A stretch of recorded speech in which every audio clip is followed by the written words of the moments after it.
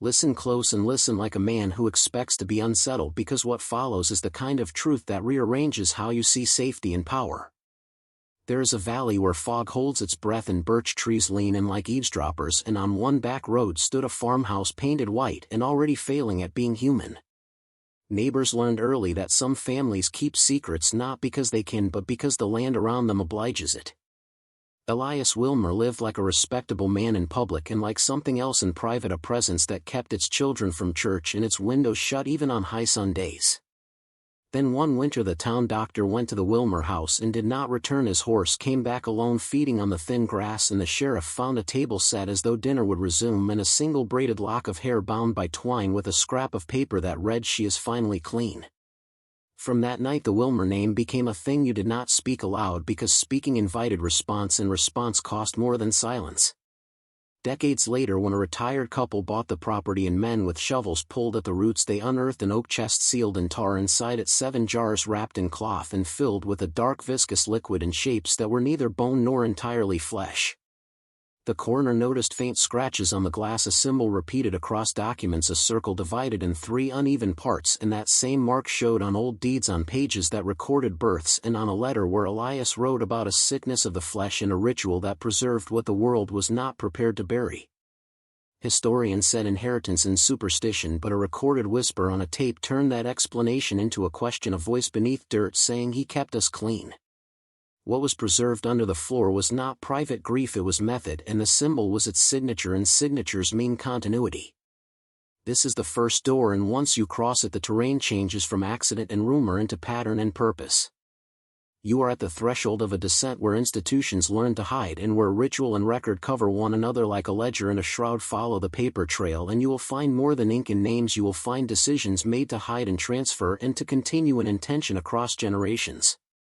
In 1894 a deed was rewritten and the corner of the ledger carried the Wilmer insignia, and the single word inherited in later fires would erase faces but not symbols. The Alcott family arrives in 1914, practical, earnest people from a city who think land is a thing you repair, but men who dig do not always stop at dirt. Sometimes they find glass, and glass remembers. When Thomas Alcott pried a jar from the cellar, the air in the farmhouse changed like a clock, skipping minutes, and within weeks their dog would not cross the threshold and their children would wake screaming of mouths without words. There are patterns that form across time, and one of them is this: the symbol appears, the cellar is sealed, and then a fire removes public bodies but not private preservation. The Wilmers were not alone in ritualizing preservation, and the archives show similar marks on documents across counties, marks that indicate custody and continuance of something not described in plain English. Officials stamped files with euphemisms, hazardous material contamination, and the public ledger closed the case and moved on, but researchers who read between lines found lists of names repeated and repeated again, like a ledger stitched into itself. Whatever was being protected was catalogued with a care that blends commerce with belief, and that is where control begins to look like governance. Take inventory of the deaths and you will see patterns of timing: home sales under market value, people who leave suddenly, and records that vanish in floods or burn in unknown fires. Take inventory of the preserved and you will see jars, candles, manuscripts, and carved rings that reappear on new hands without a recorded chain of custody. I tell you this because the mechanics matter if you want to understand power. Ritual is not always primitive in these cases, it is bureaucratic, and the bureaucracy is the thing that insulates the crime from community and converts horror into procedure. The Wilmer ledger is the lesson, and the lesson is that some elites do not hide to avoid shame, they hide to maintain an operation that requires secrecy and obedience. If you are listening to learn, not to be crushed, then know that knowledge of record keeping is knowledge of where the rot begins and where it spreads. The photographic record becomes a confession when examined with intent and with tools that refuse surface impressions. Old family portraits show children posed in stiff collars and mothers holding the fabric of propriety, but look at the margins, at the dark glass where light fractures, and you will see scratches and ghost marks, and in some negatives faint circles like the symbol burned into jar rims. Photographers in small towns keep notes, and Kowalski types of studios kept ledgers, clerks kept receipts, and one entry will mention that a subject requested negatives returned or destroyed, and another will note that some poses were excluded for the mother only. The photographic archive tells a story of deliberate omission and deliberate preservation because someone knew what would be visible under enlargement and wanted some things suppressed from public-facing albums. I am telling you this because images are evidence, but images must be read with a discipline most people do not want to learn. We locate the preserved by following what remains and what is denied in public memoirs. There is a family album that circulated in private circles where the same ring carved from wood appears on different wrists across decades, and the carved ring is identical to one found among ruins, yet no sale record exists for that ring and no estate inventory lists it.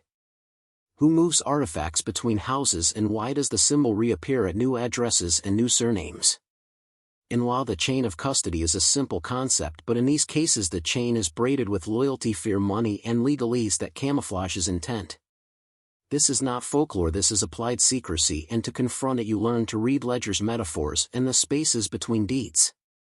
What you will also learn is how towns respond. They institutionalize forgetting, they reclassify land, and they redirect maps because public knowledge forces accountability, and the easiest remedy for those with access is to make the evidence disappear from public view.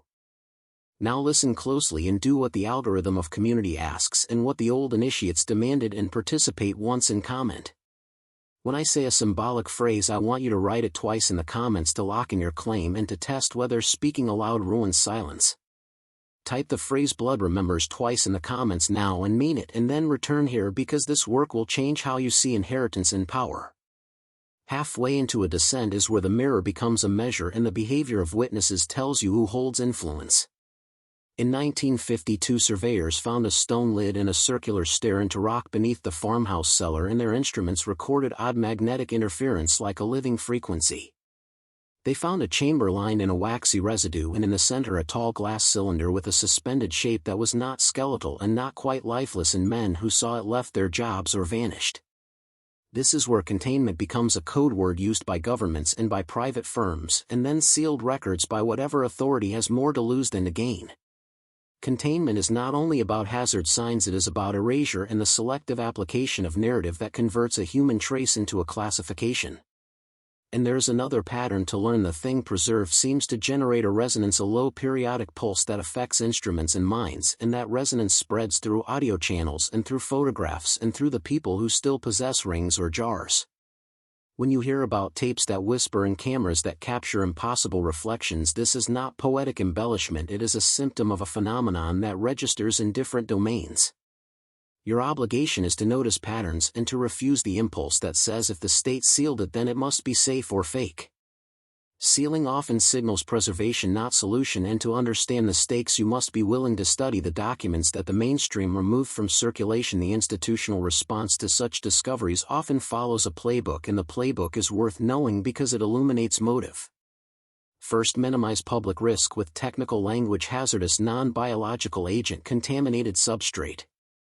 Next, reroute bureaucratic responsibility to agencies with less public oversight and label the site for remediation or remediation with confidentiality clauses. Then redraft maps, remove property names, and amend records as if the land had been miscataloged for a century. Finally, acquire the site through a shell entity and then place gag orders on contractors who flinch at what they saw. These steps are not conspiracy theory, they are routine strategy, and I have seen them across investigations that were career-ending and institution-protecting. Why does this matter to you? Because when procedure protects power, the truth becomes rare and expensive, and the only way to defend against it is to demand transparency and to insist on redundant independent archival processes. Scholarship matters because independent copies resist erasure, and persistent curiosity matters because those who stop asking become the ones who inherit the silence. Consider Project Hollow, a case study where graduate students who pursued truth ran into resonance and loss, and where their instruments failed, and where one left a film showing the impossible and then disappeared. Understanding how silence is manufactured teaches you how to pierce it, and when you pierce it you often find not just crime but ritual and an apparatus that treats bodies as commodities of memory. That is the point that many cannot accept, and so they retreat into comfort, and the cycle repeats. There are human costs recorded in death certificates and private diaries, and in the raw notes of coroners who returned from cellars with hands that trembled and careers that dissolved. Catherine Williamson and the mothers in other recorded cases wrote letters where they recorded the word fear and the word concern, and they hid fragments of diaries behind floorboards because they knew that writing could survive when a body could not. The most damning archives are not glossy, they are small sealed envelopes with urine stains and with notes in unsteady hands describing dozes and nights when babies went to sleep and did not wake. Infanticide in the record is hidden by euphemism sudden infant death syndrome failure to thrive or by lost case files labeled as closed and unremarkable. When you read the medical margins you see patterns of purchased remedies that are actually poisons, and you see repeated notations of sleepiness after medicine and of men whose financial interests rose after a death. This is where moral clarity matters, because those who defend institutions without inspection permit predation to appear as necessity, and that is how power shields crime. To dismantle that shield you do not act like a snack audience, you act like an archivist, a lawyer and a relentless journalist combined. You seek duplicates, you subpoena ledgers, and you demand explanations for oddly high life insurance payouts and for the presence of artifacts in unexpected hands. Many who tried to do this in the historical record paid dearly. They lost jobs, houses, and sometimes their freedom. That is not to deter you, it is to show how high the stakes run when the machinery of secrecy is also a machinery of wealth and status. The final understanding I want you to hold is uncomfortable and sharpening in equal measure. The thing preserved was never merely an object, it was a memory made physical, and a memory will demand lineage and will call back what it knows. Places that hummed with glass and cellars that sealed life are not idle curiosities, they form a continuity where otherwise random tragedies obdurately echo with pattern. If heritage can be weaponized, then forensic curiosity is its antidote, and your responsibility is to keep pressing and documenting and insisting on public redundancy. This is dangerous knowledge because it destabilizes comfortable narratives about safety and about who protects and who preys. It will change how you read records, how you regard institutions, and how you test stories that authorities offer as final. If you walk this descent with me, you are now equipped to notice signs, to question euphemisms, and to ask for copies of records rather than take assurances at face value. History hides in ledgers and in jars and in symbols scratched into glass, and it waits for the patient and the relentless to tell it true. Remember the phrase you wrote in comment and hold it like an oath of vigilance, and return to this work with eyes that refuse to be reassured by noise alone.